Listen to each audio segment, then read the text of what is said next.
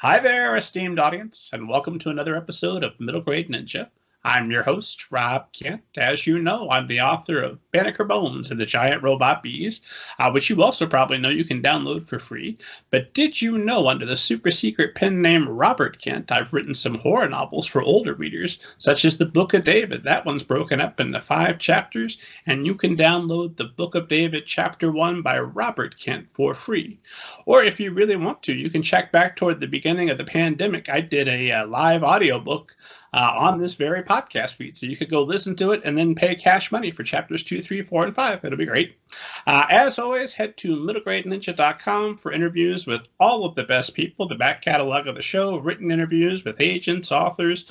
It will change your life.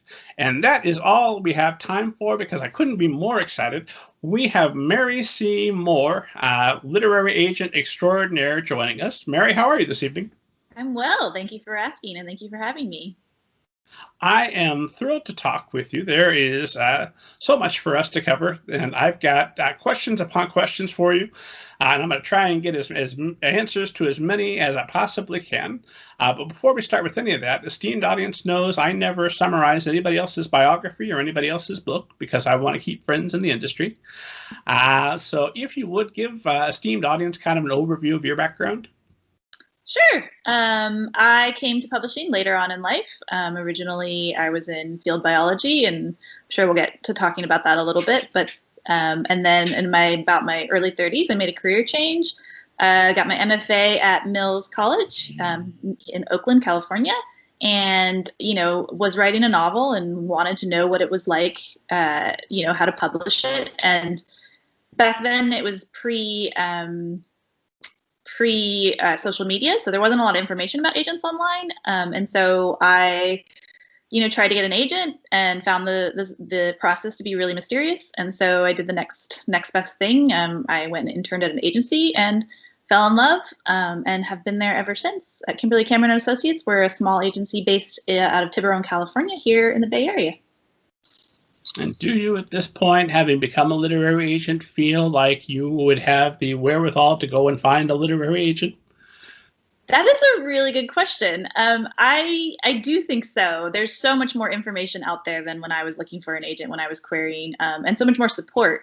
And also just, the transparency of kind of the market and how you would find your comp titles and things like that. But I also say that recognizing the fact that I have been doing this professionally for, half a decade at this point. So I don't know that I actually can't answer that question, with full certainty because I don't know. Fair enough. Well, there's a lot that I wanted to ask you about. I read a quote from you that I love, and I just want to share it with you quickly and find out how this influences you as an agent. But you say you grew up in a rural and poor area, a child of uber progressive hippies in a conservative town, so I tended to be friends with other outcasts. I relate to characters who live in the forgotten margins. I know the struggle of having gaps in one's education and having to fight for intellectual respect because of how you grew up. So now I talk to you, Mary Seymour. You are a field biologist, former zookeeper, literary agent extraordinaire. So you've covered the entire range of right brain, left brain. How does growing up in a rural and poor area, a child of uber progressive hippies, how has that shaped you as a literary agent? Wow, that's okay. let me take a second here to gather my thoughts about that. Yeah, so my parents were of the belief that they wanted their children to be brought up in connection with the land. They were probably ahead of their time because all the conversations that are happening against the big food industries and sort of the big pharmaceutical companies and things like that. They were already veering away from that sort of life, and so they brought their kids out to. We're talking in the middle of nowhere. We didn't have running water, running electricity for growing up for a few years, and so books were really the only source of entertainment I had besides, the great outdoors. And so I just became a avid reader. However, the area that I grew up was also pretty poor, pretty poor and rural, and the education there wasn't a lot of opportunity for anyone really. And I was also not accepted for, my parents being who they were. And also, it's a pretty tight knit community. There's a lot of people who'd grown up there whose families had been generational. And so, there was always kind of a feeling of being on the outside. And then on top of that, I was a nerd who read a lot of books. So, it didn't make friends that easy. And because of that, I was sort of always kind of on the outside looking in, I felt like growing up. Of course, now, looking back, I realized it was just a very small pond in a very large ocean. But at the time, that was all I knew. And, in terms of education, I got really lucky because I got a full ride scholarship to my university. But things like publishing and English and, those kind of subjects were not even on my radar. If you were lucky enough to get into college from where I was from, you definitely, studied something serious. And I say that with quotations for those of you who are not watching, which would be the sciences. And so that's the direction I went. And it wasn't until I think I was counting butterflies in Costa Rica or something that I thought, I'm going to write a book. I'm going to write a novel. And I continued writing, and, I rediscovered a passion for it and thought, I wish this could be a career, but I was already on my way, being a biologist. And so, I went and started working at the San Francisco Zoo and really enjoyed it, but, found myself, kind of yearning for more. And, at some point, I think I was cleaning the newspaper of a cockatoo and saw an advertisement for a MFA program in English and creative writing at a local college. And so that sort of sparked a aha moment and led me down this path. Message from the cockatoo. That's fantastic. So that's a big change. Were you still a heavy reader all through being a field biologist and then a zookeeper? Yeah, I was always a heavy reader. I was a heavy reader when I was a child to kind of escape from the world I was in, which I want to make it clear that, my childhood was actually quite wonderful, despite it being, rural and poor. I mean, there was a lot of wonderful people that lived out there. And, looking back, there was definitely a lot of love and support coming from all directions. It's just that education, when you live in a poor area, the education is not going to be something that is going to be supportive to your career growth. So you have to work a little bit. You have to work harder, and I think a lot of people can relate to that. And I'm straying from your second question though. I can feel that. So bring me back. Well, mostly I just wanted to get a sense of your love of books, because this is a big shift to make there in your 30s. From zookeeper, I read that you were working with the big cats, so you're full time. You're full in it, right? With all the access to all the animals, you're living already a lot of people's dream. But then you get the message in the cockatoo, and you say, "Nope, I gotta do this 180." I guess to be a little bit clear on the story, there's a little bit of drama behind it. The San Francisco Zoo. At the time I was working with the big cats, is the same coincided with the famous tiger attack. So not to get into too much detail about that, but I was the youngest zookeeper in that department at that time. And so things kind of got transferred around and changed, and they transferred me to working in the barnyard with the goats, which was also lovely, but not as stimulating for me personally, and which started my mind on that track of, okay, maybe zookeeping isn't something that I want to do. Gotcha. What are some of the books that you most loved from childhood, and then we'll transition to what sort of books do you love now? Yeah, that was another thing that I was really lucky. So my parents, they were part of a hippie commune, or it's not commune, ashram, in Gilroy, California, I think. And although they weren't allowed to stay because they got pregnant with me, and you're supposed to be abstinent, but they had a lot of good friends in the community, and some of whom worked in a San Francisco bookshop. And so they brought a lot of books to our rural, out to our rural property. And so I got really lucky. I got a lot of feminist books too, or at least what I would consider feminist. So people like Patricia C. Redd, which is some of my probably one of my favorite of all time. The Enchanted Forest Chronicles. So there's 4 books, and I love those books. It's about a princess who wants to become a dragon's servant instead of marrying a prince, and the humor, and it's really fun. And then also Robin McKinley was another one that I read a lot of. She writes female characters who defy the stereotypes, especially back then. Patricia McKillop and Mercedes Lackey.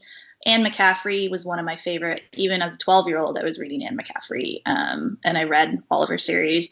I also read, people like Terry Brooks and, the Sharanara series. And I read Tolkien, but briefly, just once. And so, my fantasy was always very heavily female written and female driven, which, given that I was outside of any kind of community that was interested in sci-fi or fantasy, to me, that's what fantasy was. And then when, all of a sudden publishing industry happened and I was, shopping fantasy science fiction books, it was a wake up call to be like, oh no, it's mostly heavily male, written. So that's been an interesting, but I think I happened to join the publishing industry as things were shifting. And I just kind of rode that shift a little bit. I am, as we record this, about 2/3 of the way through Parable of the Sower for the first time.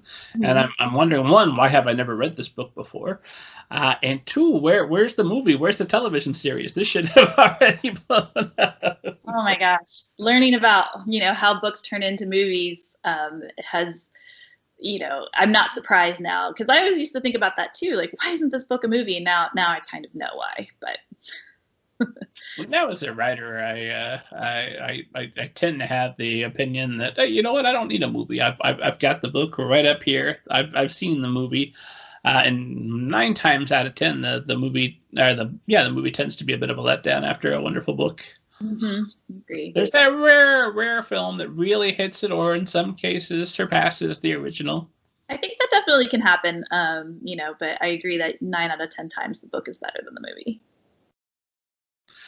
Well, I wanted to ask, I've got all kinds of questions for you about what you're looking for now, and well, you know what, let's start there, because I know esteemed audience is leaning in. Like, Mary Seymour sounds amazing. I want to know more about her. Is she interested in the kind of books that I'm writing right now? And I assure you, esteemed audience, yeah, she probably is. So what kind of books are you looking for? Definitely. So I've definitely opened up to pretty much all fiction at this point, spanning from middle grade to young adult to adult fiction. In the past, it's definitely leaned speculative, but it's that doesn't mean that's all I'm interested in. I have found the one common thread that seems to go through most of my books is the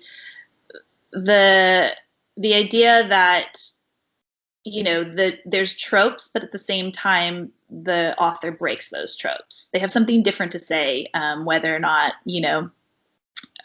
it's coming from a marginalized point of view, or it's, feminist, or, but whatever it is, or it's, coming from a different culture. I have found that's what I'm most interested in.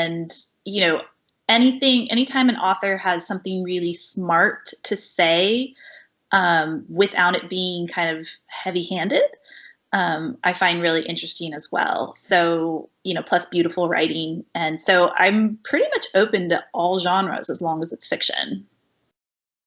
Gotcha. So what would be a really smart thing? What's an example of something that would spark your brain and get interested? I assume Girl Giant and the Monkey King would really spark your brain and get you going. Definitely, yeah. Well, that's a great example. Girl Giant and the Monkey King is by my client Van Hong, and she does a Percy Jackson twist on with Vietnamese mythology, and the main character is an 11-year-old Vietnamese American girl, and so the conversation that happens throughout the book is one of family. It's she's got a really interesting relationship with her mother, and it's also like her struggle to want to fit in by denying her culture, but at the same time, learning about her own culture. And it's I think it's a struggle that a lot of kids are going to be going through, or have gone through, and are going to be going through. I mean, I look at my daughter is half Mexican, and she's bilingual, and she's only 5 years old, but she's already kind of navigating that in between area of who am I? She calls herself Mexican, and then she asks what I am, and we have those conversations. So I would love to see especially books for kids that where the characters are exploring their identities more, but not in a heavy-handed way, and not with an agenda by the author or by the book. So I think Girl Giant and the Monkey King does a great job of that. And the sequel's coming out soon, and the artwork is done by a pair of Vietnamese illustrators, and it's absolutely amazing. And everybody should check it out. And then another good example would be another book that my client C.L. Clark, their book just released this past March, called The Unbroken. This is an adult fantasy, military fantasy, but she really kind of breaks down, the sort of the colonialism of, what happens after colonialism, from both, the colonizer and those who've been colonized. And it's a really fascinating, really, really smart read. Granted, it helps that she's, she has her PhD, and I'm going to get this inaccurate, so I'm not going to say exactly what it's in, but it's something to do with colonialism. Fair enough. So what was it, and were both of those books that were queried to you? So what was it about those particular projects that right away struck your interest? Was it just a really well-written query, an amazing online presence by the author? What was it that got you excited about wanting to represent them? Actually, no. For me, both of them queried me. I believe The Unbroken was a Hit Mad pitch from a long time ago, but and then she queried something else originally. So for me, my interest is actually in the author themselves. So, it might not be, I know that it might not be the first project I sell, but I feel that they have something to say, something interesting to say, and they're a good writer, but they don't have to be, brilliant at everything. I just want to know that they have something to say, that they have a passion, and when that's the case, then I know that even if this project doesn't necessarily sell, we will work together to find one that will. And I would say about half of my clients, it's been like that, where it's not the first project that sells, it's the second or even the third.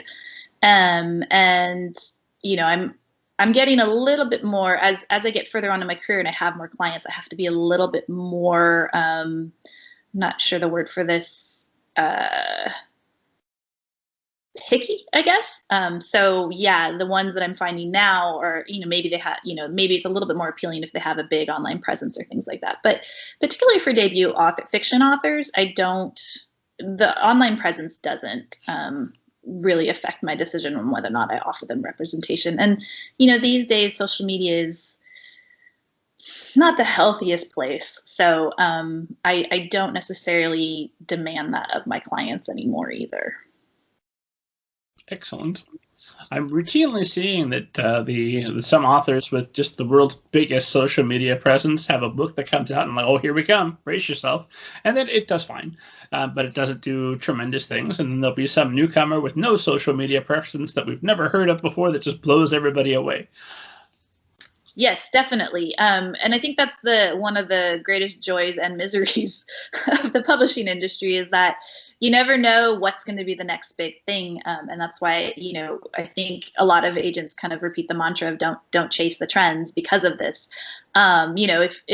If you're a quick writer and you know that you can kind of pump out a book quick and a quality book quick, and it can land on a trend, and you're happy kind of getting those books out quickly and being on trend, it can definitely work for some authors. But the type of clients I work with, I tend, like, again, as I talked about something they have to say tends to be on looking forward, looking into the future, or looking into the new conversations that are happening online, or social conversations that are happening globally.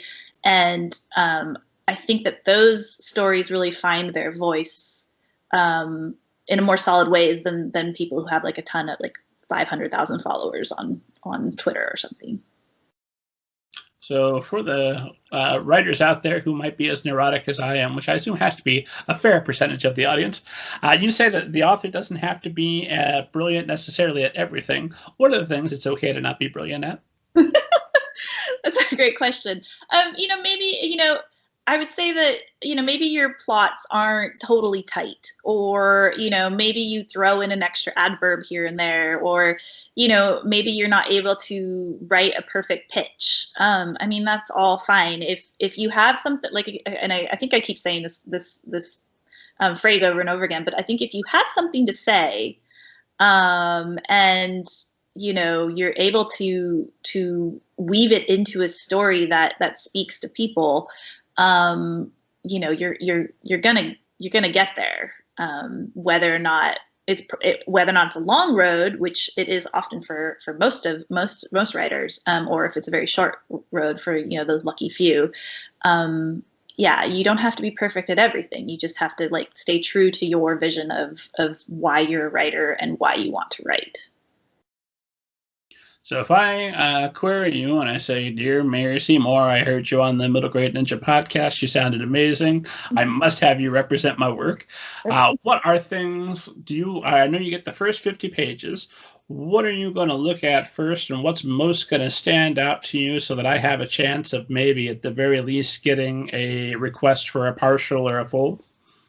Sure. I tend to look at I stray a little bit from my colleagues in this, whereas I ask for the first 10 pages versus the first 50.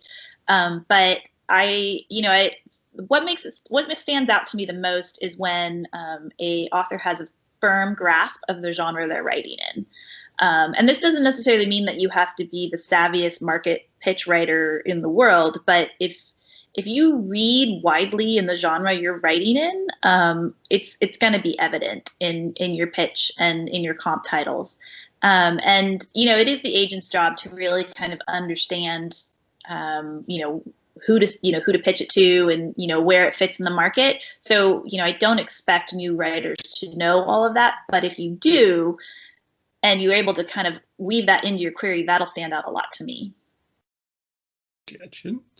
So how much are you reading on a regular basis? Because I'm assuming you've got an inbox that's overflowing like most agents. And if it's not currently, wait till this thing hits. It will be. We'll get it there. So how much time do you have to read non-client work to also be keeping up with what's going on in the market? Oh, it comes in waves. It goes up and down. Right now, actually, weirdly, I'm reading a lot of nonfiction. I just read Second Nature by Michael Pollan. I'm reading Hooked, which is the by Michael Moss, which is which will make you very angry, but it's really good. And I'm reading Cast. I found myself drawn to nonfiction, and I think because it helps me to kind of break down what's happening in current social conversations without necessarily relying on social media to kind of get my information. And that in turn helps me when I'm reading my clients' work to just bring maybe a different eye or different perspective to what they're writing. That being said, I would probably say ideally I read one fiction book a month. Whether or not that means it's something that I picked up and I skimmed and was like, oh, I didn't really enjoy this, but I'm going to read it so I know what everyone's talking about, or if it's something I devour within a day. N.K. Jemisin, I'm looking at you. So yeah, and then I also try to read across age groups, right? Because I represent middle grade and young adult and adult. I have to kind of make sure I have a balance of those three as well. Although I do confess to reading more middle grade than normal in the last couple months, just because of the current climate. We'll definitely forgive you. That will be fine with the middle grade ninja crowd. And and actually right now I closed down to submissions because it was, I was just getting so many. It was crazy. And I've been talking to my colleagues and they're all getting about 15 a day. It's a pretty, for some reason people have more time to write these days. So yeah, I read quite a bit, but probably not as much as I would want to. More than the average person, I'm guessing, but not enough still. I can't even imagine what would happen if I read as much as I want to. Although I had a friend in college who I always think of, who we went apartment shopping in an afternoon, and he was reading his way through the Harry Potters. And he killed off the second and third book over the course of 2 days while we were apartment shopping, mostly in the backseat of the car. And I thought, okay, well, you read them very fast. And if I ask him anything about the book, by God, he had the information. But to just savor it. You wolfed down a fine meal. It was it wasn't a bag of White Castle burgers, my friend. That was filet mignon, and you killed it. I'm probably more like your friend, especially back then when I had, I would just consume books so quickly. It was, it was pretty wild. I don't as much anymore, but yeah, it's just a way of reading, I guess. No, I'm jealous, especially when I've got a week where I've got 3 different authors coming on for a podcast apiece. So, all right, I want to read all 3 of these books. How fast can I go if I don't do anything else this week? So lots of questions about how you're going on to represent clients and what you're going to be doing for them and all kinds of great stuff. But I do want to spend just a little bit of time talking about Kimberly Cameron. So I'm sorry, it's Kimberly Cameron and Associates. Is that right? Yes. So why, of all the wonderful literary agents out there that the esteemed audience could choose from, aside from the fact that Mary Seymour is there, what makes Kimberly Cameron and Associates a great agency to be represented by? Sure. And this is actually kind of leads to a broader question of the difference between kind of the big New York agencies, although they're not necessarily all located in New York anymore. Sort of a bigger agency and what is considered a mid-sized agency, and then there's a boutique agency, and Kimberly Cameron and Associates would at this point be considered mid-sized because we have more than 3 agents. And but there's not a lot of difference between boutique agencies and mid-sized agencies. So normally in the case of the bigger agencies, what you have is you have in-house foreign rights agents, you have in-house contracts department, you have an in-house film to book to film agents. And so you kind of have all that support in-house. And with the smaller agencies, we usually have sub-agents, so agents who we've worked closely with in the past who, only work in sub-rights, or we have a relationship with a different book-to-film agents in Hollywood. And so, that's one difference between the two. And then another difference would be kind of the amount of attention you're going to get. So I like to say that, although we don't have the big agency name, so you're not going to have kind of the big reputation, what you are going to get is constant communication from me. I have a very select client list. I keep it small so I can manage, so that I can respond to every single one of my clients, even the ones who aren't published yet, or maybe the ones that were published at one point and are struggling to find their sophomore project. A lot of times those type of clients may get dropped by a bigger agent or a bigger agency. Whereas, in my case and most of my colleagues' cases, we work with our clients long term until we get them published. And also it's important to kind of recognize what you as an author are looking for. So, if you really kind of want that big splashy debut that everybody's talking about, that's going to go to auction at 6 different imprints, which can be awesome and exciting, and I would love to have something like that happen for one of my clients. The odds of it happening at a smaller agency with a smaller, it's definitely smaller. So, you have to really kind of consider when you're querying those agents. And I know there's that lingering question of like, well, what if it's the only agent who makes you the offer? But if you have a choice, and you do have a choice, even when you start querying, it's something you should be thinking about. That would be, to take into consideration. So you might get that big splashy deal from the bigger agent, or, you might have a closer, constant communication relationship with someone at a smaller agency who will, work really hard to make sure that you feel supported through your journey. So there's a lot of contrast to that, but I would say that would be the biggest draw for most of my clients, is that they know that they can reach out to me and I will get back to them within 24 hours. So yeah. Fair enough. Lots of questions on the back of that. I'm trying to think what to ask first. Well, one thing, so a small client list, how many clients are you representing currently? I have about 25. So what odds that you're going to take somebody else on? How many are you taking on approximately per year? I try to keep it under 30. I'm a little bit right now, currently a little bit burnt out, just as we all are. So in order to make sure that I'm am there to support my clients, that's why I've been closed for a month, 2 months now. But I'm hoping by the fall that I'll be open up and I'll be pretty hungry because I've been closed for so long. So I keep it around 30, give or take, and sometimes there's wiggle room because I'll sell a client and then they have a 3-book trilogy that's going on for the next 6 years. So even though I'll be kind of working with them and helping them with their subrights and things like that, I won't be doing heavy editorial with them. So I'll have a little bit of space in my kind of editorial to bring on someone new who needs a lot of editorial work. So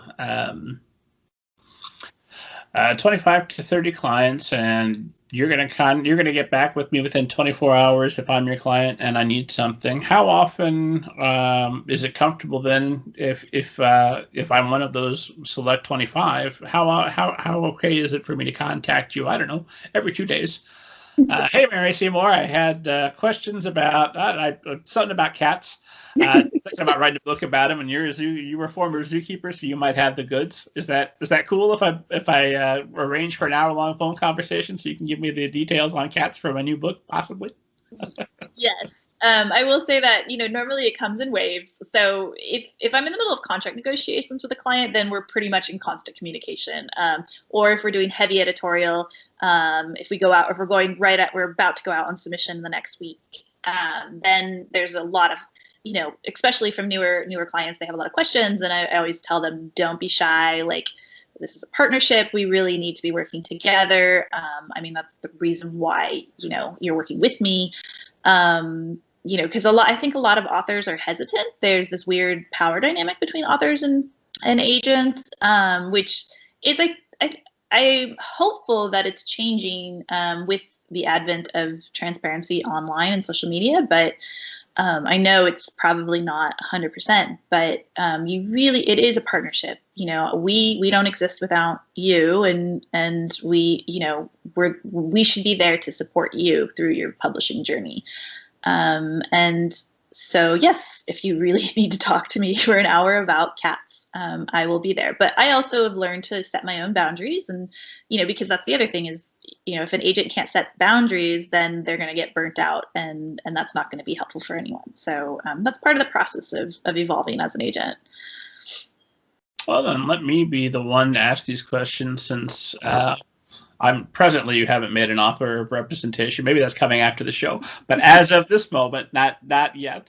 I'll go ahead and ask the dumb questions, and that way the folks that are maybe going to get that sweet offer will just be able to listen to this, and they won't have to ask these dumb questions. Sure. What are those boundaries, and what's pushing them? If I had a bad dream and I want to talk about it, am I pushing it at that point? How often is me over contacting you? Sure. And this is a very individual question. So this is my own personal sort of response. I know that many agents are very different. But in my case, I tell my clients that, weekends, I probably won't even look at my email. And so if you have something happening over the weekend, again, it gets a little blurry if we're in the middle of intense stuff happening, like contract negotiation or editorial, things like that. But in general, like, I don't really, or late on Friday night, I probably won't respond to your email.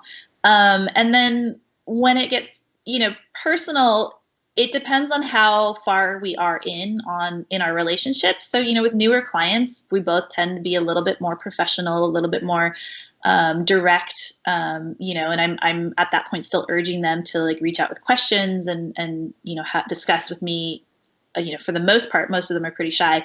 And then if it's the random case where they're a little too aggressive or a little too chatty, I might, just not respond for, right away. I'll respond the next day and then say, okay, yes, and I'll give them a kind of rundown of what they want to know.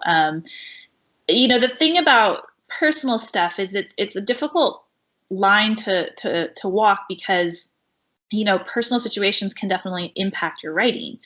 And so I want my clients to feel comfortable, for example, if they get sick, or like here's a good example. When I was sick with COVID back in August last year, I was so sick that I couldn't work. And so I had to, at some point, email every single one of my clients and just to let them know. And it wasn't something that I was comfortable announcing online or talking about, necessarily publicly, but at that point, I'm perfectly comfortable talking about it now, but but I did, make sure that everyone knew what was going on and vice versa, so if there's something big happening, like, change in the family, pregnancy, illness, things like that. And I also want to be there for them. I want to, send them baby shoes when they have a baby and kind of, I'm not great at birthdays though. I'm just realizing that right now. You get a nice contract. That'll be my birthday present. We'll be good. So it evolves as we get more comfortable with each other, though. As we both realize that we are behaving professionally, then the personal connection will grow deeper as well. Gotcha. And so, like, in an ideal world, we get out of the pandemic. I'm assuming that you want to spend some time with your clients when possible. Like, hey, if we're both going to be at the same conference, let's hang out for a bit. Let's, if you're in town, come by, stop by the agency and see me, or things of that nature. Definitely. I would love that. Over the course of my agenting career, I have only met, now looking back on it, 2 of my clients. And actually neither of those are my clients anymore, so I would love to meet some of the clients that I've been working with for 5 years or something. So and there was, whisperings of that before the pandemic hit, and then obviously not anymore. But hopefully in an ideal world, I would love to meet my clients for sure. Let's talk a little bit about this stupid pandemic, because sooner or later, all conversations lead to the pandemic. I am optimistic. I've mentioned this enough times on the podcast that I'm sure esteemed audience is getting sick of it, but I am choosing to interpret Zack Snyder's Justice League as a positive omen. Like, we're back on the right track. We were way off for a bit with the Joss Whedon wandering in the darkness of the world, but now, by God, the Super Friends are good again. Everybody's getting vaccinated. We're gonna be okay. Hopefully, knock on wood. So how, obviously, getting COVID in August would have impacted your work. How has the pandemic impacted you personally, your work, and how do you see it impacting publishing? I'm assuming there's already been some direct impacts, and how do you see it continuing to be an impact going forward? Yeah, definitely. I would say, interestingly, when it first hit, there was all this sort of, oh my gosh, it's the end of the industry, it's the end of, economic ruin and all this kind of stuff. And interestingly, I would say the first 7 to 8 months was actually really robust. There was still a lot of buying, a lot of deals being made, a lot of books, it was tougher if you had a book releasing. So a book that released during the pandemic, had a tougher time of it because there was no, in-horse, the bookstores were mostly closed, the libraries were mostly closed.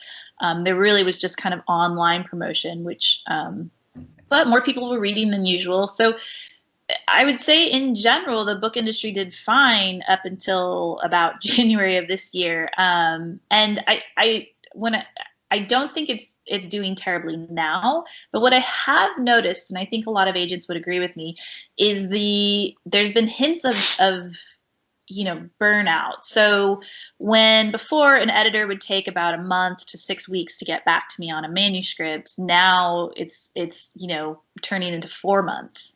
And the deals, the deal announcement pages are just a little bit smaller. And so the general sense that I'm getting is that the pandemic burnout that everyone has been talking about, like the New York Times did an article on it, on kind of like the white collar burnout that's sort of hitting everyone right now. It's hit the publishing industry more on a personal level, but it's seeping into the professional lives.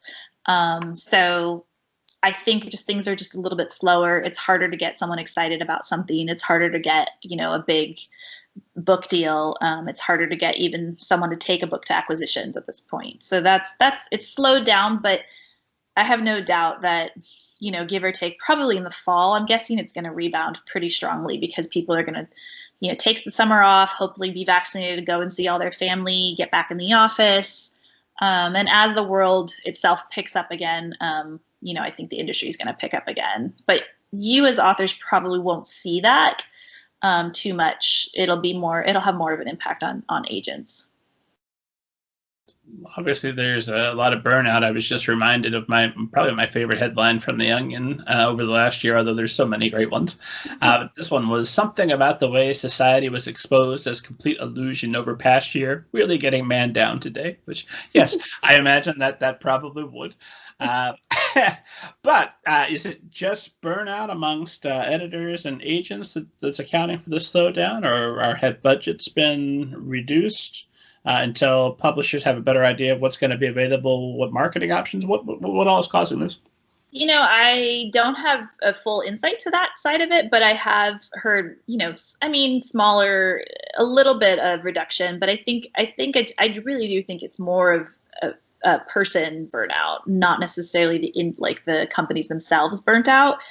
So it's just the kind of thing of say an editor needs the marketing person's opinion on a title, and whereas pre-pandemic times or even like last year, that kind of communication would have taken maybe an hour to a day, and now maybe it's taking 3 days, and so it's just and the accumulation of all of those sort of communications, like being just a little bit slower and everybody being just a little tired, is just making everything move a little bit slower. And that's what I've noticed. Again, this is my own opinion, and I don't have any facts or numbers behind that really to kind of back it up, but I do have a general sense that the slowdown does seem to be mostly personnel related and not necessarily financial.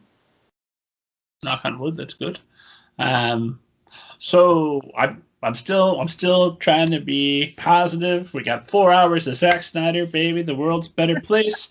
And I'm hoping that people are going to be emerging from this as more devoted to reading than they were before, because they've had the time to reacquire the habit and really hopefully fill the hours with. There's only so much PlayStation a person can play, and sooner or later you're going to need a book. There's some good PlayStation games. That's true. Are you a gamer?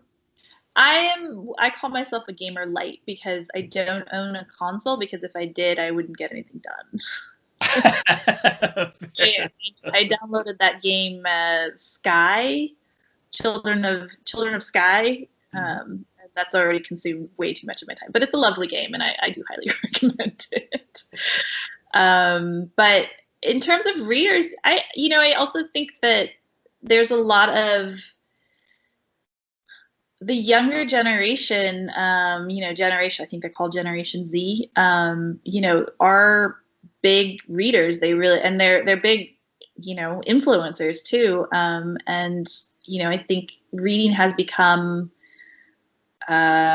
cool again. I know everything's cyclical, but if you look on Instagram, you see the Bookstagram, you look on TikTok, you look on even, Twitter to a small degree, and conversations happening around books.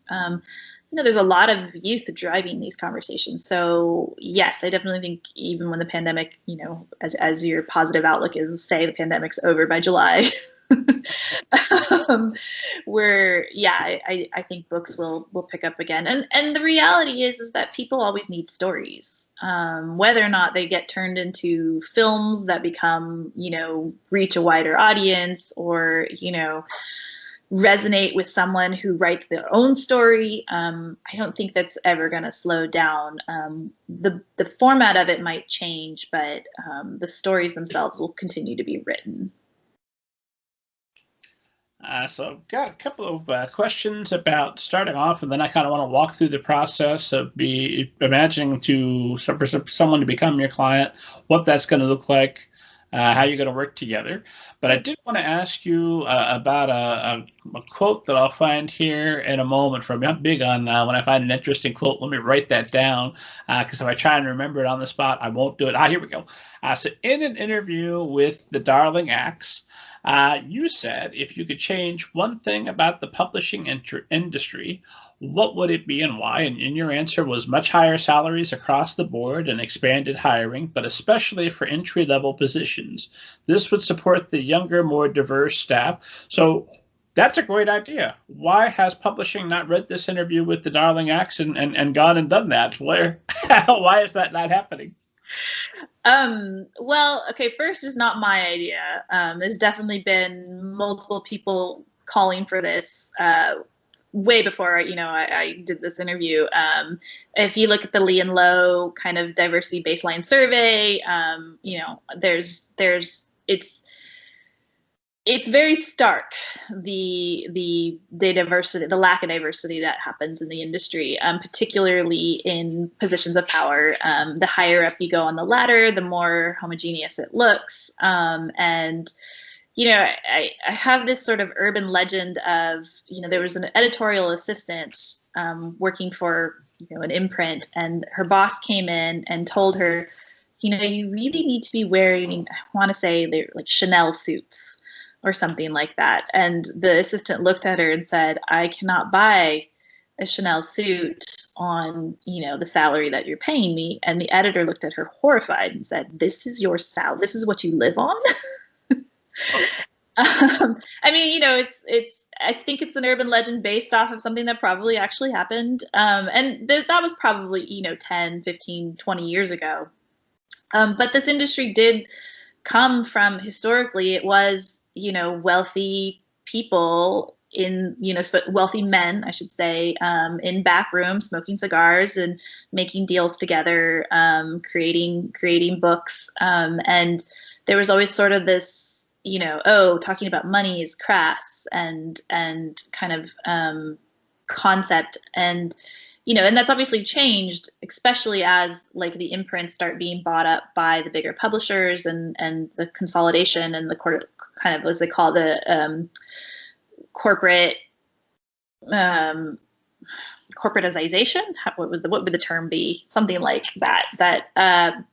Now it's become much more of less of a sort of back in the room smoke, like agents going on drinks and making a deal with an editor at that point, which that sounds fun to me. But, with that, there's been increased diversity, but it's still really, really low. And part of the problem with that is because they pay such low salaries, it's almost nearly impossible to afford to live in New York City on the salary that you're paid as an editorial assistant. So the type of people that get the editorial assistant positions are the ones that don't need to live off of them. And then, there's editors, I have so much respect for editors because they are just worked to the bone. They have to, they're project managers. They're not just editors. They have to project manage everything about a book. And so you're looking at everything from the cover design to the title design to marketing. All of that is filtered through the editor to me and my client. And, although sometimes I do manage to get them into conversation with the actual teams, and the teams are always lovely and supportive, it's still, the onus falls on the editor to communicate everything to us. And we're not their only book, obviously. And then a lot of time assistant editors are actually doing those kind of jobs for, their higher ups. So there's a lot of burnout because there's not enough positions and not enough assistants out there to help the editors. And then, it's a small pain. So there's a big barrier of entry for people from different backgrounds. Steve, the audience knows because I try to make it my business to ask every publishing professional I've had on the show, what are you personally doing to increase diversity in publishing? Although in your case, I think just a basic perusal of your client list will answer a good portion of that question. But what is Kimberly Cameron and Associates doing to increase diversity in publishing? And what are you seeing publishing overall to make corrections to this? Well, I can't say that I see a lot of things happening in publishing to make correction. I have seen some editors, with diverse backgrounds being hired, and there is an attempt to address it. And I would say actually editorially, there's already kind of an awareness that the diversity is needed. It's when you start getting into places like marketing and PR and the financial and things like that, and marketing particularly, because I've had manuscripts, I've had an editor get really excited about a manuscript and take it to acquisitions and have it turned down by marketing because they didn't think they could sell it, right? Because it was from an author from a diverse background. So I can't really speak to what publishing is doing because I'm not sure they're doing all of that much. But I can speak to the fact that, the newer generation working in publishing is pretty passionate about changing that. And so hopefully that will change, albeit probably slowly. Myself personally, yes, if you look at my client list, it didn't start out to be something that I was necessarily fighting for with awareness. In the beginning, I signed clients I liked, and I signed clients that, I felt had something to say.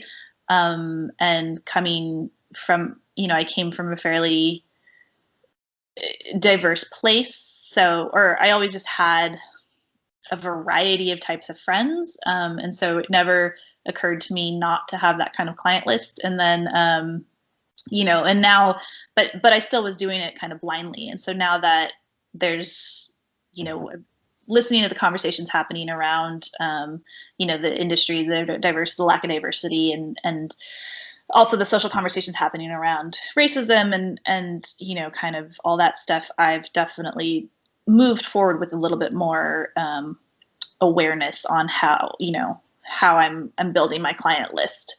But it's on top of what I'd already built before.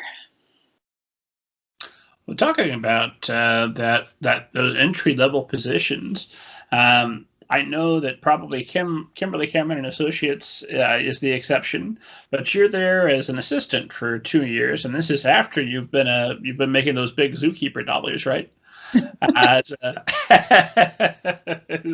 Is it changed? So what does that look like for you? Are you able to go into being an assistant for Kimberly Cameron full time as your sole job, or was that on the side for a bit? That was on the side.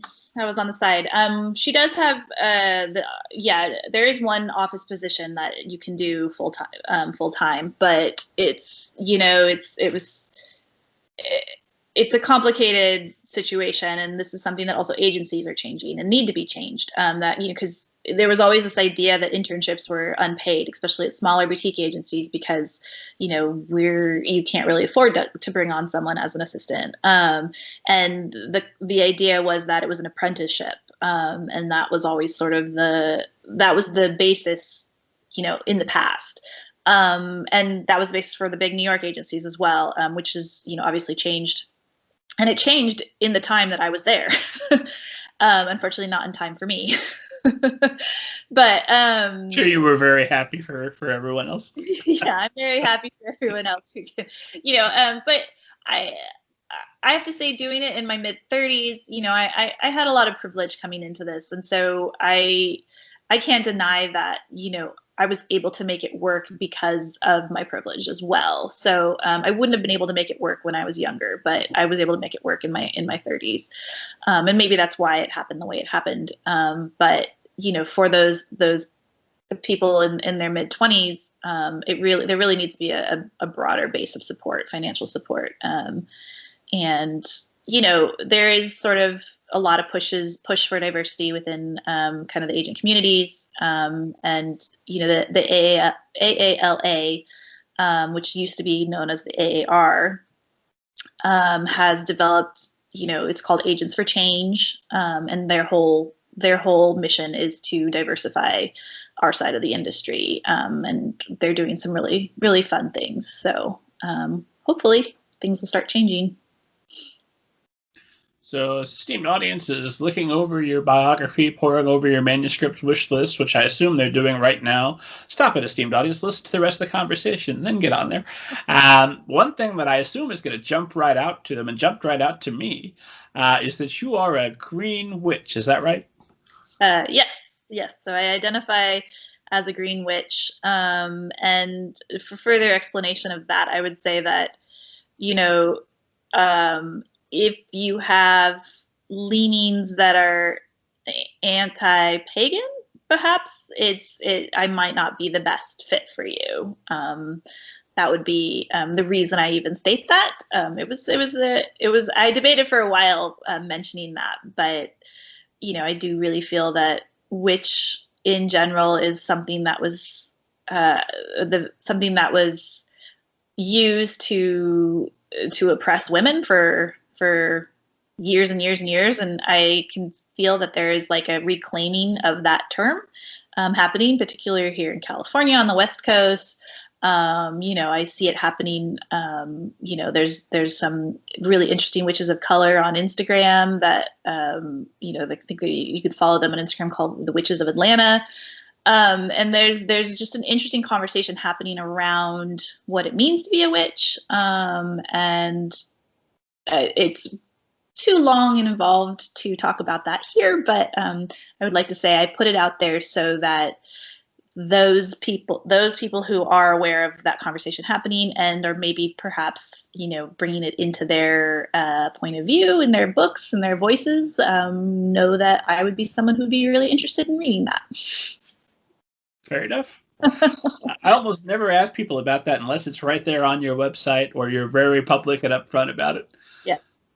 Because I see that and I think, well, now, does this mean that you can use magic to get me a better deal on my book? Because I want that to be what that means.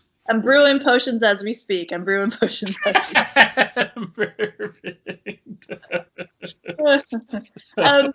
To clarify, green witches tend to be more. It's about the earth. It's like, so the connection to the earth and growing and plants and animals and things like that. So it's not quite the kind of the magical and the rituals that maybe you associate with like typical witchcraft. That sounds infinitely more practical, but less fun. That would be a good way to describe me. I'm more practical and maybe less fun than than your classic fantasy characters. Any agents out there who are listening who happen to be more magical witches, come on the show. I want to know what kind of spells you're casting, how that comes in handy in your agenting life. That's me. I'd love to hear more about it too. So, okay, let's talk, get back to a little bit more practical. So I've sent you the world's best query. You're interested in me, so you're evaluating. You're getting 10 pages instead of 50. Let's start there.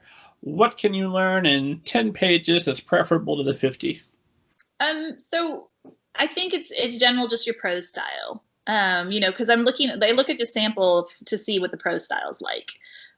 So if the pitch interests me and I think, oh, cool, and then the author interests me, then I'll look at the 10 pages and I'll be like, okay, cool, you know, they've got a good style, you know, and so then I'll ask for the full, because I'll know, you know, I need to, or, you know, then I'll ask for maybe 50 pages, or I'll ask for the full, because I was speaking to someone, an author, and I was asking her, actually, I said, does it make sense for me to ask for the partial to not get your hopes up too much, you know? And I kind of did an informal poll amongst authors that I know that I could chat with nuance about, not necessarily online.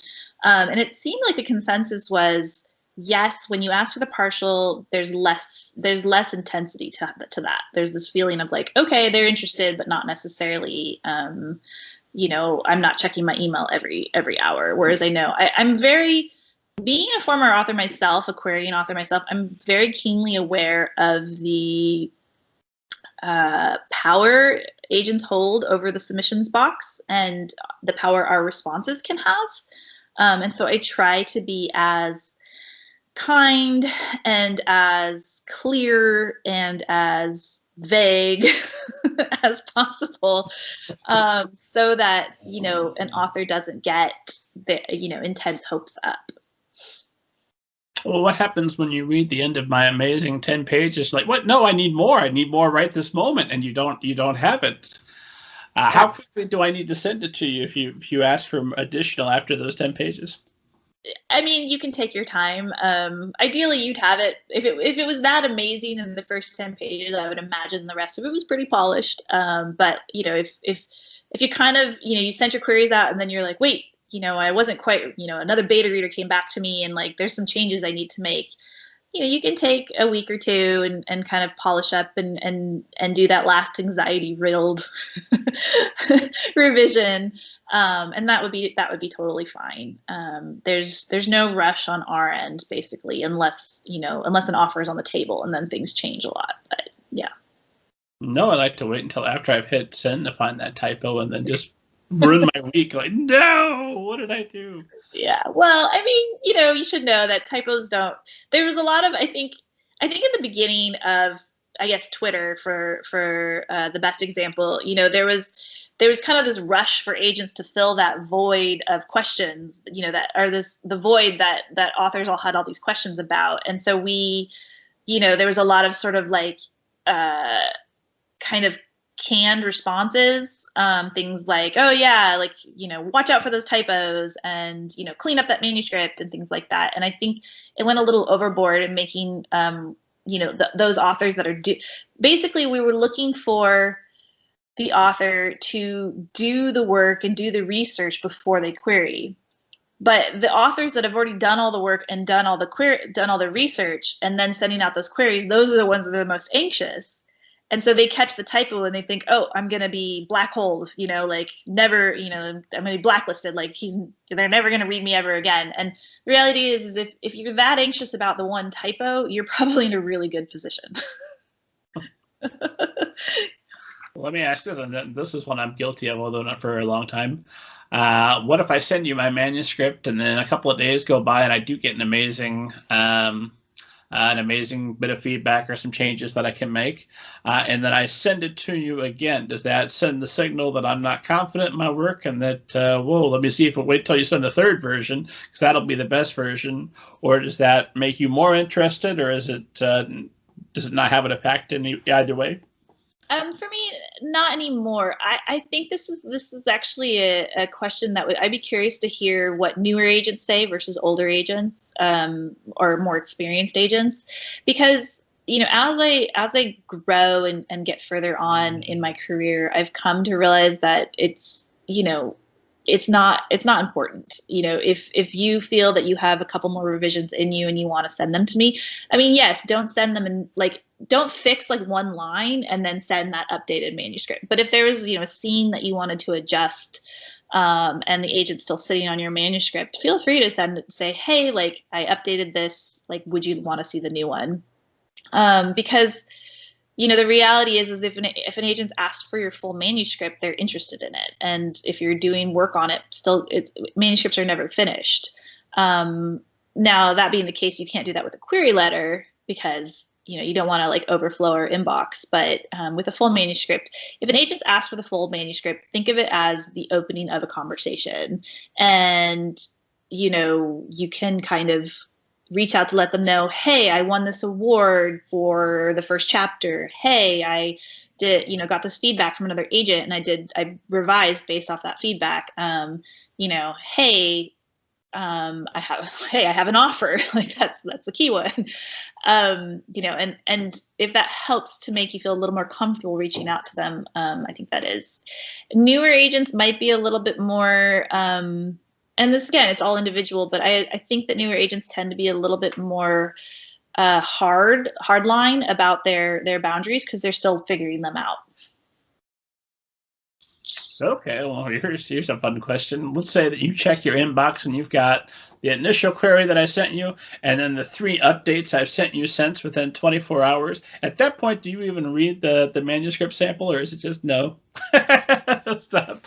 Then you're getting into something which is about, the client personality, right? Like, if you send me a query and I ask for the full, and then within 24 hours you send me 3 more updates, that's going to signal to me that that's the kind of client you're going to be. And I would have to just really, really, really love, think that I could get a really major deal for that project because, I'm going to have to manage you as a client. So, and it's not that, there's plenty of authors like that, but I have a small list and to me, it's important that I'm able to manage my clients. And if I can't manage someone, if one client is taking up all my attention, then that's not going to be beneficial for my other clients. So I would probably just, give it a week or 2 and then probably just politely pass on your manuscript. Well, by that time, I'll have sent you 18 or 20 pages. So, okay, let's say that you read the 10 pages, then you request the full. Now we're getting warm, and you like the full. You're interested. What happens next? Okay, there'll be a couple things. If I really like the full, I'll probably just reach out and say, hey, let's schedule a phone call. If I've read the full, at this point in my career, if I've read the full, I'm pretty much on the verge of of offering you representation. It means that I have a vision for it. It means that, I guess, that's a good one. I'll rewind a little bit. So when I'm reading your manuscript, part of the reason it takes us so long to get back to you on these full manuscripts, because it's not like reading a book. It's not, when I pick up a manuscript, I'm not sitting down like we talked about your friend there reading Harry Potter in 2 days. Like I do that with books often, but when I sit down to read a potential client manuscript, I'm actually going through it with a vision for, okay, this fits this genre, this fits this particular age group. Okay, so now that and this is my vision for how I'm gonna take it forward. Like I really think that I could pitch it as the next XYZ, or I know the editors that would be perfect for this, or even if I don't know the editors particularly because there's a lot of turnover, I know the imprints that would really like this book. I can visualize this being on Bookstagram or at the book subscriptions, or on the shelf at Barnes and Noble, and so that's happening while I'm reading the manuscript. But also, what's happening is but it needs these changes. The voice is a little too heavy for the age, or this scene, this character doesn't need to die, or this character maybe should die, or and so what I'm doing is I'm reading through a manuscript, developing a vision for it. And if at the end, when I'm finished, if my vision is clear, then I 100% will probably be offering you representation. If my vision is cloudy and I'm not sure, I might sit on it for a little bit. And then I might do think about you as an author, think about, do I want to take you on? And potentially talk about things like maybe next projects, or if my vision's a little cloudy but I really like the author, and then they get an offer of representation, I would probably step aside because I wouldn't necessarily be the right agent. But if they don't get an offer of representation, I might reach out to them and have an honest conversation about that and talk about what else are you writing, how else can we make this work? You know, what are your vision, and things like that. Gotcha. So, okay, so in that case, as you're reading the manuscript, you're not reading for fun. It's business. It's what am I going to do with this? Are you reading to where you get to a stopping point? If it's the world's greatest story and you've never been so entertained, but there's absolutely no one you could think of that might actually want it, does that just, you send me a nice note that says, man, I loved your book. Sorry, it's never going to sell. Have a nice life. Or what happens? No, I'm very clear about that. Just because I don't have a vision for it does not mean that it couldn't sell. I mean, there's been so many agents that are wrong, editors too, you know, like you hear, I mean, you hear the Cinderella stories, right? That, you know, so-and-so got 20 rejections before their book hit.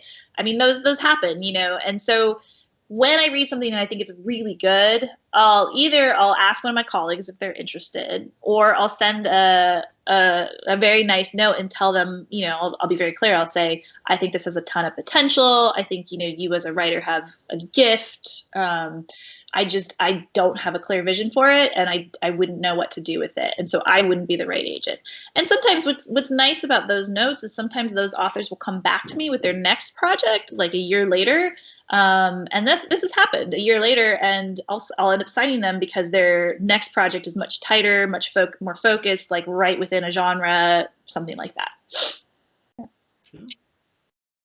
So, okay, you know where this book's going to go. You've got a clear idea of what to do. You're eager to sign me. So then the next thing, I assume we schedule a call. What does that look like, and how can I go about ruling myself out during that call versus how can I let you know that not only am I a cool person to talk to, but that I'm going to have more books and you can look forward to representing me over a career rather than just this one novel? Sure. So this tends to be surprisingly should be the easier part for you. So if you're a writer and you've written something that I'm, you know, have a clear vision for, and, you know, at this point, I'm guessing this probably isn't the first thing you've ever written, because it would be a big surprise to me if it was at this point. Usually, you know, the manuscripts I offer on these days are usually, you know, maybe the second or third that an author has written, or, you know, is the first full-length manuscript they've written, but they've written short stories, you know, novellas, things like that.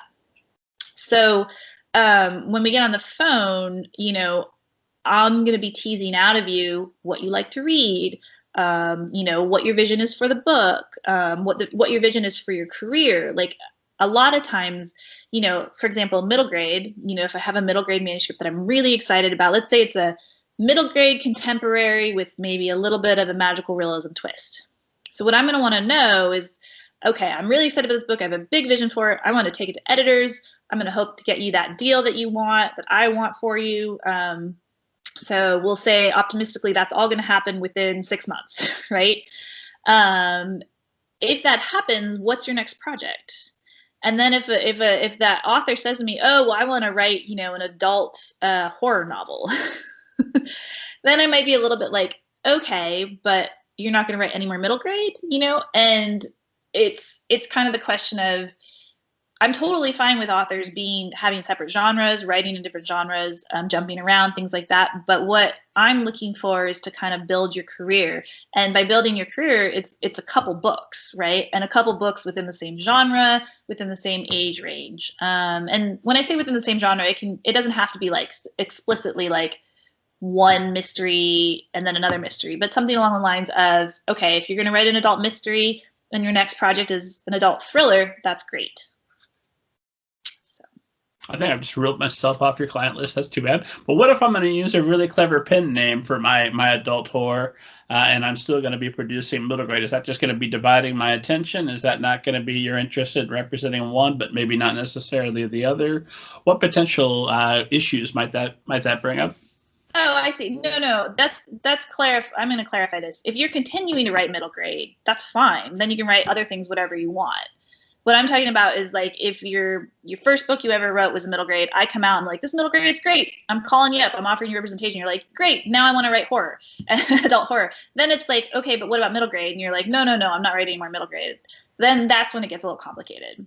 But if you're going to continue to write within the genre that I'm offering representation for, I will probably be more than happy to represent whatever it is else that you want to. I have a lot of clients that do jump around, but I do make it very clear that, you know, I'm looking for you to build a career, and to build a career, you need to be, you know, it takes about like actually 6.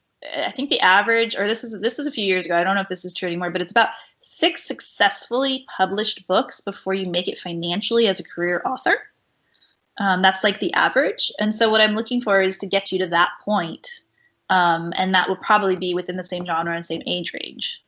And then, you know, if you want to like jump around in other genres, I'm happy to explore that avenue with you. Particularly, here's where it can actually be beneficial is if I don't sell that middle grade project. Let's say I sign you for a middle grade project that doesn't sell. You're like, hey, I got this adult horror in my drawer.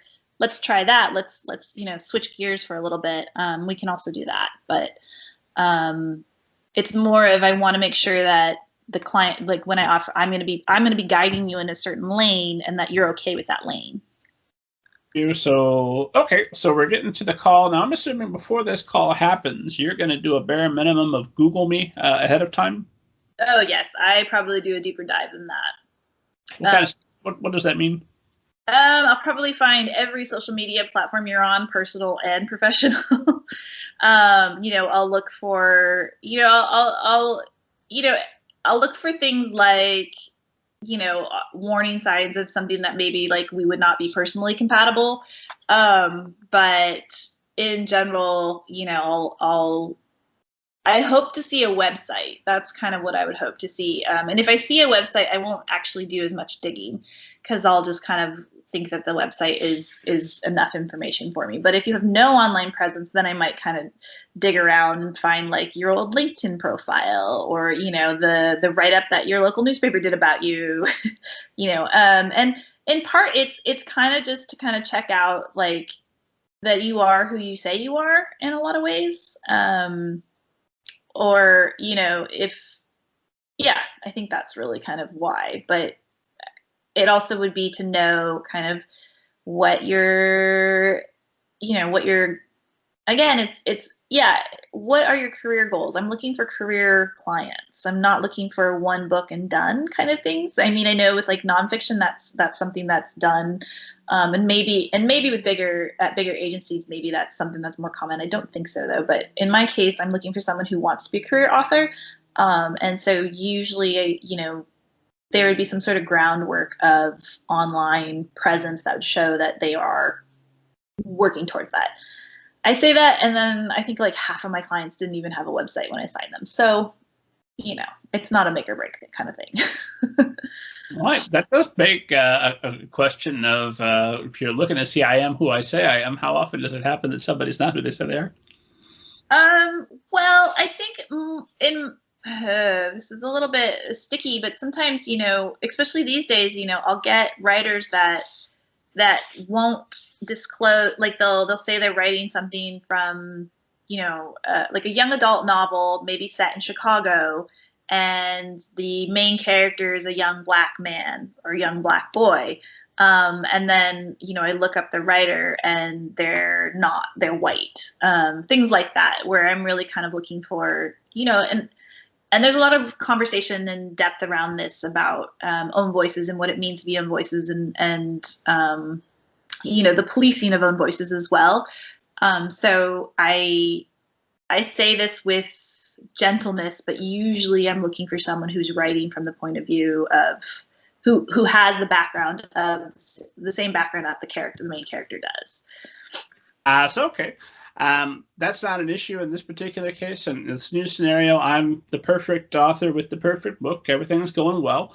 You're looking at my social media, and I'm very political, but our politics align. Is that an issue? Should I back off because I'm going to be ticking off some potential readers? Or do I just go right on being me? How political is too political? What are some other things that we maybe want to pull back on a little bit for our social media when we're going to be facing evaluation from literary agents? Well, you know, it depends on what you're writing. You know, you know, I don't think, I'm going to say that I'm going to say not to police any of your social media. If you're someone who's political and, that's who you are, and that's how you interact on social media. I don't think you should necessarily pull it back with the hopes of attracting a particular agent. I myself personally am a little bit quieter. I pulled back a lot from social media over the past year, and might not even notice that you're that way online. But if there's going to be an agent who's not going to sign you because of what you're saying online, you're not going to have a good relationship with that agent anyway, if that makes sense, because it's who you are and how you're interacting with the world. So policing yourself just to get an agent long term is probably going to have consequences that for yourself that you don't appreciate. Whereas an agent who signs you I think an agent shouldn't sign you despite your social media presence. They should sign you because of your social media presence. That's part of the factor of why they sign you. And so I think that would be my response. Gotcha. So, okay, we get past this. Everything checks out. You are assured that I'm going to be producing quality middle grade books from here to eternity, and we're going to have a wonderful career. Now, 6 months, an appropriate window.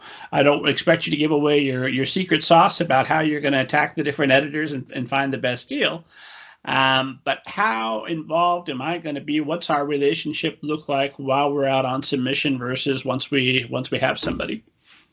So when the submissions can vary. Like the submissions can take anywhere from a few weeks to a few years.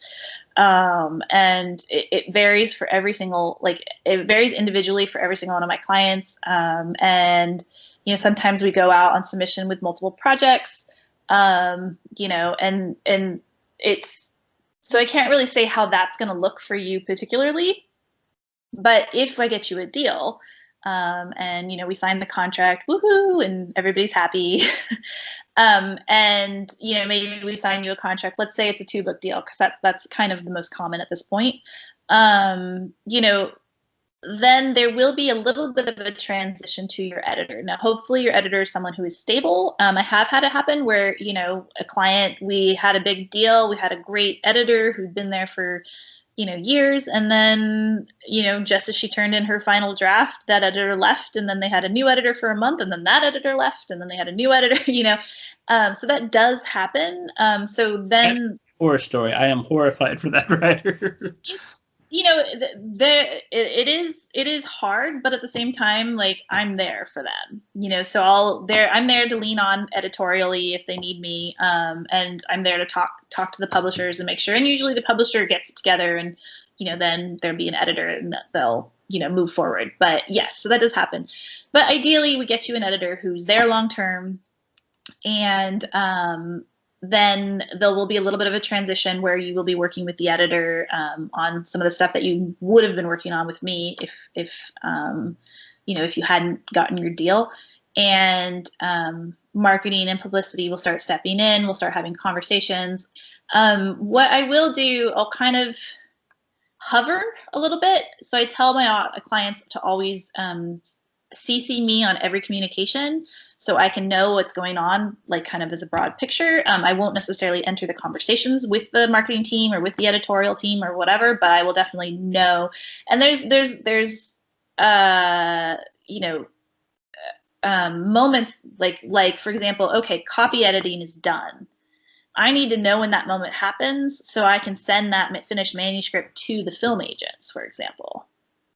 Or cover conversations. I need to know what's happening in the cover conversation so I know if my author is happy or unhappy.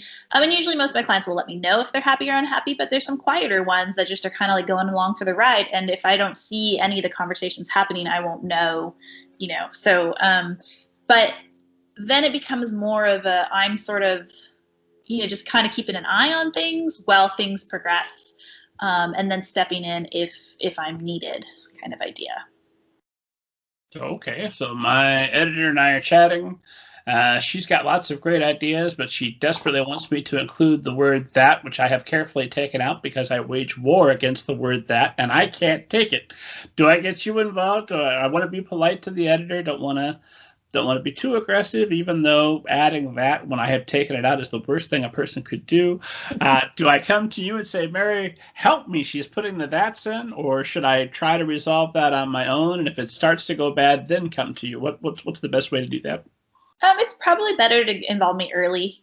And even if involving me just means you're venting to me, you're just saying, like, I don't want to put the that's in my manuscript. And then maybe I can kind of discuss with you, well, this is why, the editor wants to put the that's in. Is that still not good enough for, like, what are your reasons for being angry? And yeah, so it's better to involve me earlier so I'm aware of how you're feeling. And so it doesn't kind of like bubble up and then kind of explode. So long as she doesn't put a space before the ellipses, right after the ellipses instead of before. Otherwise, it's all out war. That's that's too far gone at that point. Yeah. Double space at the end of a sentence. Oh my God. That's my pet peeve. I'm like, take them out, all of them. But at the same time, we'll say it's a little bit more substantial than that. And I'm assuming that before we ever get to the official contract, we've already talked with the editor. We have some idea of what types of changes they want to make to the manuscript. But say it's that situation you described where the editor we signed the contract with is there a month and now they're gone, and the new editor comes in, like Joss Whedon replacing Zack Snyder, and wants to mess with my baby and make some more significant decisions. Is there a point where we walk away, or do we do the best we can with the contract that we have and try and have a that-less book next time? Well, I mean, most contracts you're not going to really be able to walk away. Like once you sign that contract, you're kind of locked in. If you guys can't, because I mean, there are kind of clauses that you can. There are ways to end the contract, but there's that's going to mean a lot of repayment, a lot of burned bridges, a lot of that kind of thing. Usually editors who come in are everybody's very nice, actually. Editors tend to be one of the nicest sets of people that I've ever met. And so usually we can work things out. I've found that honestly, like, editorial has not been problematic for my clients. It usually is the cover. Okay. So the cover is the cover. What do we do then? Yeah, the cover is something that, and it depends, but I will definitely, then it's like you bring me into the conversation, and we will discuss with, like, for example, how comfortable you are bringing up your dislikes of the cover. If you're not comfortable bringing it up, then I will bring it up for you. Discuss with the editor. Even I can say, like, I can do it privately, so you're not even involved in the conversation, so you don't even have to, like, it depends on your level of social anxiety, right? But I can definitely help you through that. Or if you are comfortable, because often when it's a cover problem and I'm relaying your stress to the editor, things get lost in translation. And so it's best if you're able to, like, kind of be honest and upfront, but I can kind of coach you through how to do that as well before you do. So but it's taken on a variety of different ways, but that tends to be the more common problem than the editorial.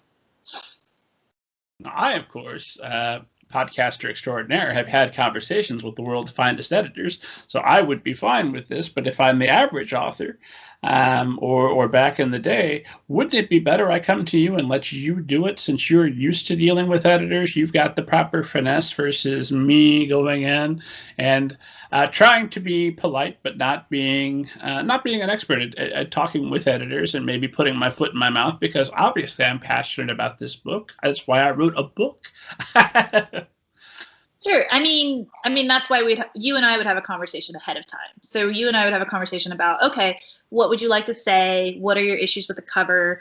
Maybe here's a good way to word that. But the other thing to remember too is, like, if you have been signed a contract with an editor, that editor now should be just as much a part of your team as I am. I mean, the idea is that, I will be there long term through the different editors, through the different, publishers. Hope that's the ideal. But the supreme ideal is that I will hook you up with an editor who will also be there for the next 4, 5, 6, like through your storied career. That the odds of that happening are much smaller. So, we need to lean on the fact that I will be there long term, and not necessarily that particular editor. But I do, you do need to think of that editor as being the third part of a 3-person team. And one who is project managing once I've kind of given over the reins with the contract. So, you need to be comfortable reaching out to them and discussing things with them. That being said, again, if you're concerned, like you sound like you're concerned, then I would be more than happy to step in and have a conversation with the editor about the cover that you so intensely dislike. Well, this thing you're playing a little bit of matchmaker, but professional, of course, and you're trying to match up a great editor. So you put some time and thought into this editor that you've matched my book with to make sure that they're going to be hopefully. Do you spend time thinking about what are these 2 personality types? Are they going to be able to work together well, or is it more a question of do they have the best contract? Will this be the best opportunity for the book, even if the editor is maybe a little bit maybe just a little bit rougher on writers than this newbie debut author who's coming along is maybe ready for? Definitely. I'll definitely think about that. For the most part though, I don't know every editor personally. And so what I tend to look at, and there's a lot of turnover, there's a lot of editors leaving. I just told you about that example. And so what I focus more on is the imprints, how do the imprints treat their writers? Hopefully I'll know an editor who's been stable there for a while. And those tend to be the first people I go to. But sometimes at the end of the day, we're out on submission and we've gone to, 10 imprints and the 11th is the one that makes the offer. If that 11th is not necessarily someone I know, or if it is someone I know, but they leave in a month, there's no guarantee that the editor-author relationship will be perfect. And so that's kind of what I'm here for, to make sure that, you feel smooth, you feel comfortable with everything happening. And if you get to a point where you're just not happy with your editor, then definitely we can talk to the imprint, the publisher, about shifting things around, things like that. But that's a pretty rare case. It's usually the other way around. Usually the editor is getting tired of the author, and that hasn't happened in any of my clients, but I've heard cases of that happening. Well, then I guess this would be a terrible question since your clients have never had that issue. But say that you actually were to sign me, I would probably create an issue. That sounds like something I would do. How would you go about resolving that? Well, it depends, it depends on the size of the issue, right? Like it's not like my clients, I have some clients that are, a little bit more demanding than others, and that's totally normal and totally fine. And I can appreciate that side of them. But, I navigate them that appropriately, with editors, so maybe conversations will be happening that, I'll talk to them about like, hey, do you feel like this editor is doing enough for you? And if you don't, like, let me explain to you what they are doing for you. And I just try to be direct and honest and talk through, some of and a lot of times I find when a client is being particularly what maybe some people would think is demanding, it's actually usually based out of insecurity, like that they feel that their book isn't being given the attention they want, or that it's not, or even that it's not being treated the way that they dreamed, and so it's more about me getting to the root of the insecurity and solving it for them. Okay, so we somehow miraculously we navigate all of that, and that's because I've come to marry Seymour, who's got this down. So that's gone smoothly for me. Now we're coming up on launch. How involved are you going to be in helping me prepare to market this book and get the word out as far as I can? And how much time are you going to spend on the publisher, making sure that they're fulfilling their whatever commitments were negotiated, I assume, up front for what marketing they're going to provide? So in all honesty, you don't actually, unless you have a big major auction, publishers won't normally put in marketing plans in contracts, at least in my experience. And again, my experience is limited to fiction. So nonfiction is a different animal. It may be different. So for those of you listening and thinking about writing nonfiction, I do not have the answers for you on that. But in terms of fiction, particularly debut fiction, it's pretty rare to have a marketing plan in the contract itself. So what you're left with is usually what I like to do is, suggest team meetings via Zoom, that way the marketing team kind of sees my client's face. I feel like if they see the face, then there's a little bit more of an oomph behind the it's not just like this faceless writer behind the book that they're promoting. And I've been fairly lucky. My clients have had some really great, enthusiastic marketing teams behind them. So we haven't had any issues where I've felt the need to kind of step in and say, hey, you guys really aren't doing enough for my client work. That being said, what I like to tell clients, and I think this is true across the board, is always be focused on the next thing, right? Like always be focused on what the next project is, because, once it's in the hands of marketing, once it's being launched, you have no control. Like there's no control. You have no idea, like if it's gonna hit the New York Times bestseller list or not, if it's gonna, tank, there's nothing. The only thing you can do is continue to promote the best way you can promote, but in the end, like either it's going to sell or it's not. And if you're too focused on all of your energy on trying to get that book to sell, then you're not going to, if it doesn't do as well as you hoped, you might spiral. Hopefully it'll do better and everybody will be really excited and really happy. But if you have another project that you're working on that you're excited about, that I'm excited about, that we can take to the editor and they can be excited about, then that kind of spiral hopefully won't happen, and you'll continue, your career will continue. But in terms of the actual day of launch, I will be 100% cheerleading for you. If it's local, I'll go to your launch party. I'll try to be on your Zoom party if I can. I will definitely be all over social media, even though I avoid it like the plague. When it's launch day, I'm on there. I'm tweeting you. I'm Instagramming you. I'm so excited for you. And yeah. And then as far as the next project goes, how involved do you want to be in that? If I've got 3 ideas, do you want us to talk through each of them and then you tell me which one is maybe the best suited for the market right now? Do you want updates as here's the first half of my rough draft, or do you want to wait until I have a full draft? How involved do you want to be? That's actually individual as well. If I have not sold you yet, then I'm heavily involved. If our first book we went out on submission with and it's not sold, or we're 6 months in and it looks like we're still kind of not, we don't know which way the wind is blowing with that one, then I really want to know, okay, let's see your pitches for your next projects. Let me see 10 pages. Let's talk through outlines. Let's figure out where you're going. And then we'll, kind of develop your next project from there. And sometimes I'll tell them, okay, like this looks great, go off and write it. Sometimes it'll be like, I'll read it chapter by chapter. It just kind of depends on the situation. But if you have a deal, like particularly if you have, so some contracts, it'll be a 2-book deal, but they'll be standalone. So 2 standalone books. Then I'm much more keen to say, you need to get the editor involved in this conversation, because they're technically the ones that are going to, buy the next, like you're under contract with them for the next book. But I'm more than happy to kind of do a first pass for you, kind of look at your pitch, kind of talk, and most of my clients do want me to see it before they send it to their editor. But some are perfectly comfortable sending in, their next project onto their editor, and I'll just see an email and be like, oh, well, there it goes.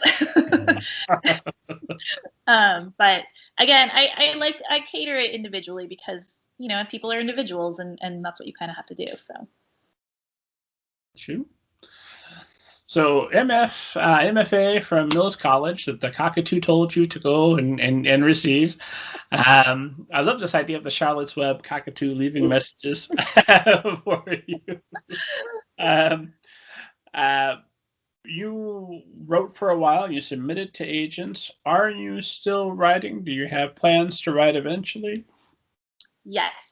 I have dreams. In the middle of agenting, I had my daughter, and being a new mom was was no joke. And so something had to give, and I didn't want to give up agenting.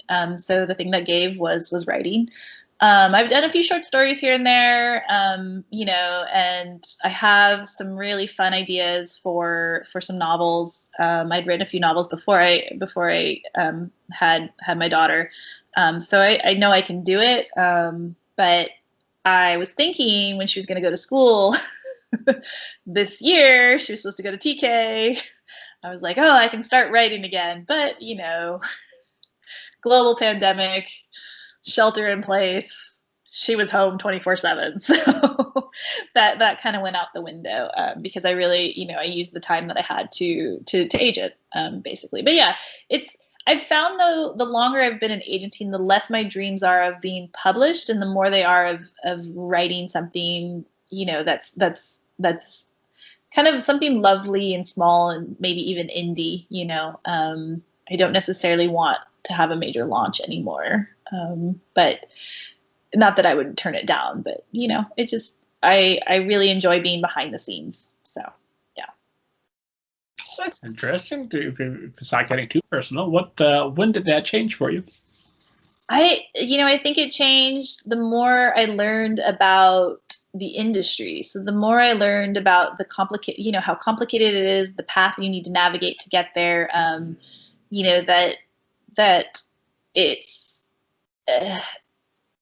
that the audience for certain genres are fairly small, that you don't necessarily need to be a household name to be a happy and successful writer, and given that I do have a career as an agent, I would no longer need writing to be a full-time career. So I don't know, there's a little bit of a balance there, but I just really enjoy those quiet novels that maybe don't get all the buzz and maybe don't even get picked up because they're quiet.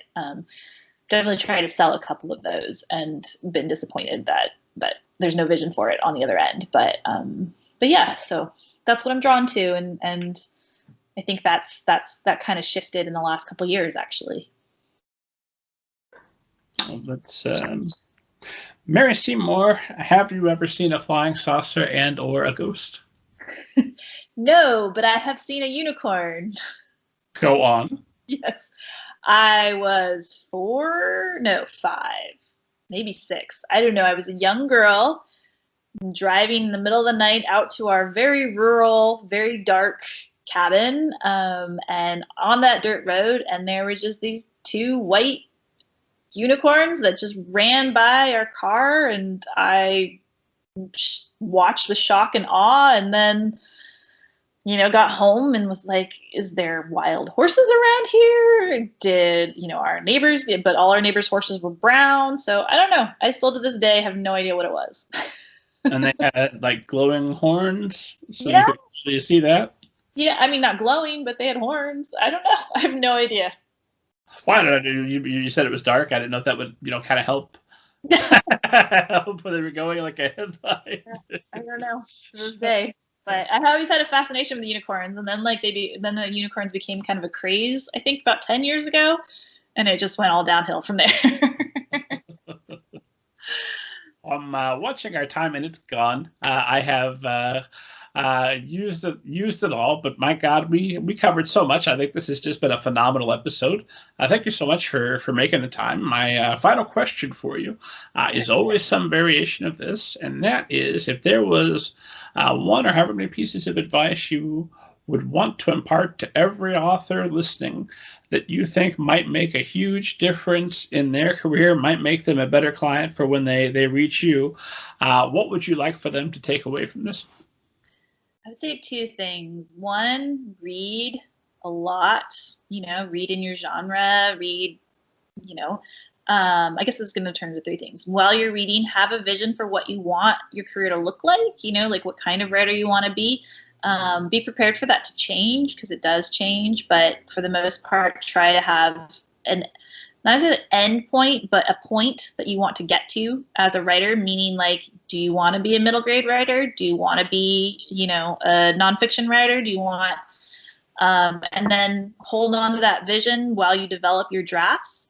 And also be always working on the next project. You know, when you're querying, you should be working on something new, because that query could take a year to get an agent. You know, I mean, especially right now, I'm ashamed to say that my response time has tripled over the last year, and I'm imagining that's probably the same for many agents. You know, so always be working on that next project, so that, you know, you're just going to keep getting better and better and better, and that's going to, and by being able to focus on the next project, that's going to help you navigate a lot of the sort of emotional up and downs that come with publishing. Even if you do land the dream where you get the agent and then you get the deal, and then you get, you know, you're still going to have the same fears, the same insecurities that you had as just a slush pile querying author, you know. So in order to sort of help those insecurities and fears, have your